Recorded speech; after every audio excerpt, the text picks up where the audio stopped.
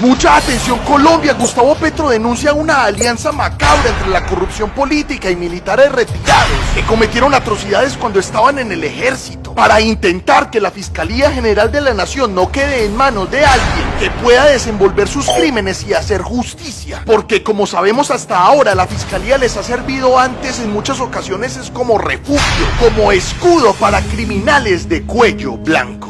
O sea, la Fiscalía en buena parte del tiempo ha sido un instrumento para proteger el crimen, es decir, lo contrario de su función para lo cual se creó, o sea, su razón de ser. Eso es lo que he descubierto.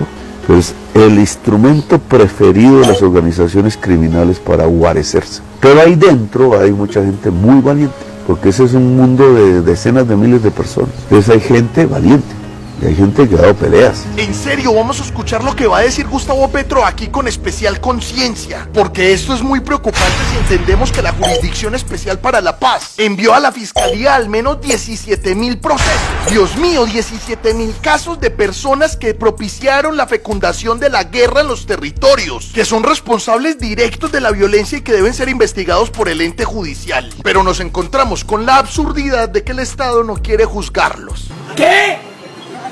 Y el grupo de investigación que crearon en la Fiscalía para ocuparse, para atender esos 17,000 casos es de 3 funcionarios. Hágame el hijo de puta favor. 3 funcionarios para 17,000 casos que la JEP identificó y le pasó a la Fiscalía para que resarzan la verdad y ejerzan justicia con relación a nuestro conflicto armado. Y en medio de todo este escenario es que Gustavo Petro debe disponer 3 candidatos o candidatas para que pasen a ocupar la dirección de esa Fiscalía General de la Nación. Escuchemos lo que significa en realidad todo eso. Mi terna aparece en un momento en donde se mueven las fuerzas de extrema derecha, que es una coalición de militares muy preocupados porque cometieron delitos de lesa humanidad, exmilitares, porque yo he tratado de que la nueva fuerza pública pues no los tenga, y políticos de mucho poder metidos en actos de corrupción y de vinculación con el paramilitarismo. Es la alianza que les comentaba al inicio de extrema derecha, en donde hay militares retirados, políticos corruptos y, como decía aquí el presidente, hasta paramilitares. Y entonces la Fiscalía es el eje, el nodo donde eso o se resuelve o no se resuelve. Una decisión de la Corte Constitucional, una sentencia, hizo que en los tribunales de justicia y paz, los llamados terceros, que son los verdaderos responsables de la violencia, no fueran juzgados. Entonces son 17,000 procesos que la justicia transicional ha trasladado a la Fiscalía. La Fiscalía tiene 17,000 procesos. Una sentencia de la Corte Constitucional fue la que en últimas no permitió que en los tribunales de justicia y paz, dentro del proceso de desmovilización que realizó el gobierno de Álvaro Uribe con las AUC, se juzgaran a los que son categorizados como terceros, y sobre los que dice Gustavo Petro aquí en realidad recae una gran responsabilidad dentro de las violencias del conflicto armado, por lo que en esa misma vía la JEP se vio obligada también a traspasar esos procesos a la Fiscalía, respetando las jurisprudencias ya establecidas y la sentencia de la Corte. Aún así, eso se contempló desde el proceso de paz con las FARC, y ya se había hablado de que se iba a crear un grupo, ojo, nutrido en la Fiscalía, pues obviamente para que se desarrollaran bien las investigaciones, para que al menos se desarrollaran. Y esto es lo que está pasando. El cuerpo que fue punto del acuerdo de paz entre Santos y la FARC era que la Fiscalía tenía que organizar un cuerpo de investigación poderoso, pues 17,000 casos, para llevar esos procesos a su final.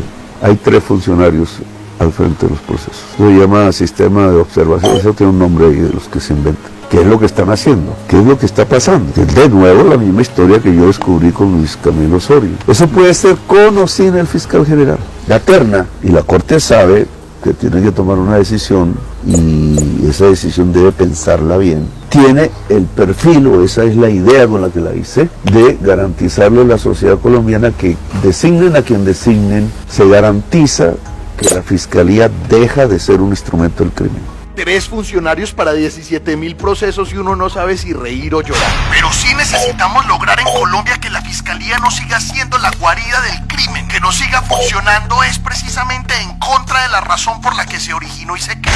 Tenemos que hacer nuestra tarea juiciosamente como pueblo colombiano, para hacer veeduría y exigirle a la Corte Suprema que elija, como la ley indica, entre los candidatos que presenta Gustavo Petro, a la persona que verdaderamente sea la más idónea para asumir con responsabilidad el poder judicial, contrario como ha pasado con el actual fiscal de bolsillo Francisco Barbosa del uribismo, y se puedan llevar a cabo, finalizar o al menos avanzar en estos 17.000 procesos que vinculan a responsables de hechos punibles en el conflicto armado. Ahora, a Gustavo Petro también tenemos que exigirle algo fundamental: que presente una lista con la idoneidad que amerita todo este escenario. Hay que resaltar que él incluso ya ha recibido críticas con la terna que presentó, pero al menos en su dinámica dialógica de hacer política en esta misma entrevista dijo que está esperando diversas reacciones, mientras sigue analizando a profundidad y con especial énfasis todo este contexto, para considerar la modificación de esa lista, de esa terna que presentó, y postular a otros posibles fiscales elegibles, que dignifiquen el cargo y sobre todo que dignifiquen el ente judicial, que es precisamente una de las banderas de la alternatividad política, sabiéndonos nosotros mismos como fuertes críticos de la selectividad de instituciones como la Fiscalía.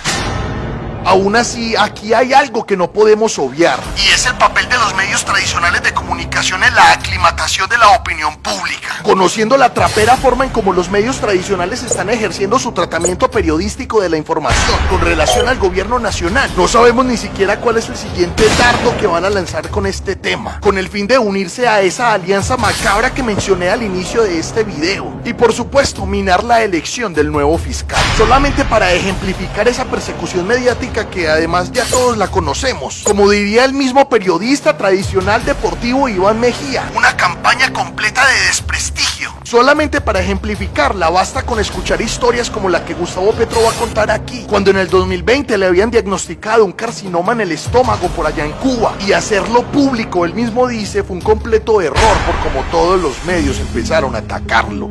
Y ellos decidieron examinarme y vieron en sus exámenes, cuando se hizo el diagnóstico en la boca del estómago, un carcinoma fue como lo llamamos, lo llamaron en la boca. Y yo lo dije, ese fue un error mortal, porque yo que lo digo, y no sé por qué, entonces empezó sistemáticamente en la prensa, Patricia Llano, yo vi que etcétera, como a decir que estaba diciendo mentiras, ¿con cuál intención? Y entonces empezaron con eso, con una historia, ¿para qué voy a decir mentiras? Una cosa de esa, o sea, para que crean más en mí, ¿para qué? Y todo eso se desarrolló en la prensa hasta el punto que me tocó publicar las cosas esas, las hojas clínicas. Y eso que esa estrategia mediática que en última sabemos intentaba desprestigiar, no era una táctica más de la estrategia más grande que quiere hacer parecer al presidente como si fuera un delincuente, pero lo cierto es que hasta ahora ha fracasado. Yo siento que las personas que están detrás de la estrategia de ver que Petro es un delincuente, el presidente, entonces cómo tumban, porque pues fallan, porque yo no estoy metido en eso, no me interesa enriquecerme con la presidencia. Todo esto nos dibuja el significado de lo que será en los próximos meses la disputa política en Colombia. A puertas de elegir un nuevo fiscal general, y si pensábamos que hasta ahora el establecimiento había accionado todas sus armas y estaba dándole con todo menos con ética al gobierno alternativo, lo que se viene puede ser el doble y el triple de peor. ¿Con qué debe equiparse en esa disputa el pueblo colombiano? Con información veraz para contrarrestar la desinformación, con criterio propio para blindarse de conciencia ante los intentos de manipulación, con gallardía, valentía y la voz en alto para denunciar, oponerse y apoyar las instancias que sean necesarias de acuerdo a la coyuntura del momento. Usted y yo somos vitales, aunque a veces no lo creamos, para la conformación de la masa, de la transformación de la nación. Desde nuestra individualidad podemos aportar mucho más de lo que creemos. Equipémonos y asumamos la disputa entonces.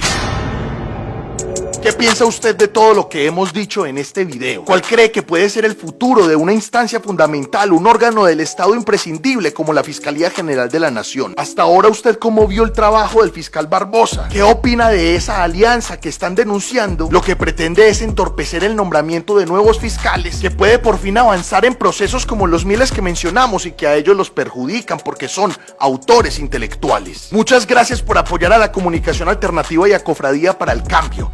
Recuerden dejar aquí sus comentarios con debate argumentado, que siempre los estoy leyendo. Cofradía para el Cambio es un medio alternativo de comunicación. Estas son las redes sociales en donde tenemos presencia. Gracias por apoyar nuestro trabajo y darle fuerza desde las redes sociales a la voz alternativa dentro de una disputa política que los medios de comunicación han encarnado en Colombia.